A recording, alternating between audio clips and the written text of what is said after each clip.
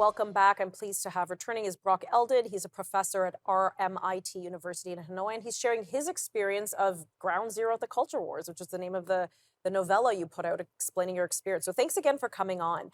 So, here you are, you've graduated from your undergraduate in Canada, you have a BA, and then you move to Asia, work there, do some work and learning for a few years, return to Canada for your Mhm. master's.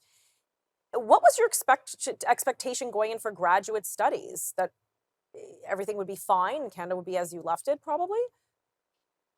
Yes, I certainly didn't expect what I found upon arrival. I'd entered Queen's as a Shirk scholarship student, so that's federal funding, and it's the top um, scholarship you can get. And I was ensured that I'd be able to conduct the research that I wanted. But ultimately, when I was there, was not encouraged to do at all.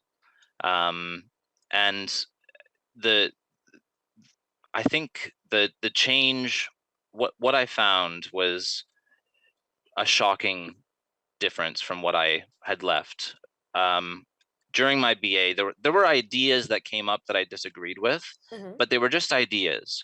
You can study Jane Eyre from a feminist lens, of course, but Right. that should be amongst many other lenses. That cannot be the only lens through which you're viewing a text. And now in universities, it is promoted as the only lens. Is that what you're suggesting?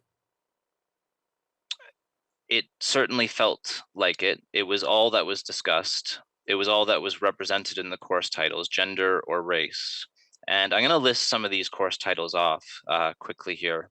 Yes, please give us Indigenous examples. Indigenous Gender Studies, Black Lives Matter, Indigenous Incarceration, the Refugee Crisis, the Literature of Addiction, and Victorian Bodies. Um, and I didn't choose, I was wary of those courses. I chose quite a traditional route, as readers of Ground Zero will see.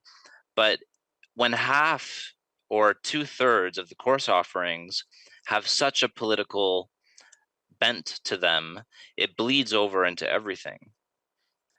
Have schools become So politicized? Like, are you suggesting that then basically your typical or the offering of universities courses all have like a political tint, or that many of them are now being tainted with politics, with the culture wars? absolutely. And I don't think my experience at Queen's, uh, well, it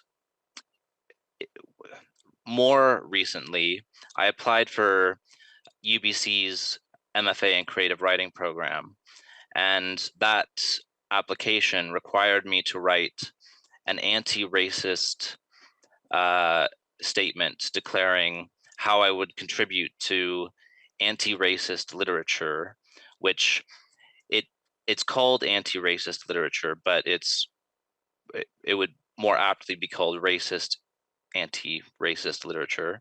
And Um, just for context from our viewers, are you like some known racist that would be specifically that you would have to jump all through this students specific were hoop? required. All All students are students were required. required. I wrote a speech about all voices having value. Um, and I think that the most shocking thing there, because I was planning on returning to Canada, um, I had a very promising academic career ahead of me. But I think that changed when I, I had to tick a box declaring that whether I identified as white or not. And then once I clicked that button, the next page on the UBC website said that that made me ineligible for any and all internal funding. Wow. I mean, we know, we've heard this happens, but just to hear you spell it out plainly is in some ways heartbreaking, because this is It was racism. heartbreaking. It was heartbreaking. It's blatant racism, and I know people who graduated from the PhD program, multiple PhD programs, who they can't get a job because of absurd equity quotas. It's it's blatant racist hiring practices. And on top of that, everyone in the UBC program apparently gets a 90. Oh my goodness. Okay, we're going to talk about that in just a few moments. We've got to cut to commercial. Stick around.